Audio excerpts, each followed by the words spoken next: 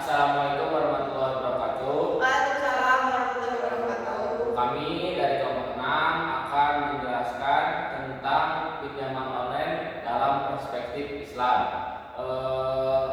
Pertama-tama kami akan memperkenalkan diri. Perkenalkan, nama saya Al-Fatih Muhammad Ihsan, NPM 2152016. Saya Ogi Eka Octaviana dengan NPM 215203555. Saya Sifat Sofianti Nurzain dengan NPM 2152022. Saya Liza Nurisha Indriati dengan NPM 21520063. Baik, di sini saya akan menjelaskan tentang pengertian utang piutang. Apa itu utang piutang? Utang piutang merupakan perjanjian antara pihak yang satu dengan pihak yang lainnya, dan objek yang diperjanjikan pada umumnya adalah uang. Kedudukan pihak yang satu sebagai pihak yang memberikan pinjaman, sedang pihak yang lain menerima pinjaman uang. Uang yang dipinjam akan dikembalikan dalam jangka waktu tertentu. Selanjutnya itu ada pengertian pinjaman online. Pinjaman online yang dikenal juga dengan pintis atau finansial teknologi merupakan layanan pembiayaan yang disediakan oleh badan tertentu secara online atau daring. Diartikan juga bahwa pinjaman online adalah jenis pinjaman yang cukup diajukan secara online melalui aplikasi ponsel tanpa perlu tatap muka. Cara ini memberikan kemudahan dan kecepatan dalam proses pengajuan kredit.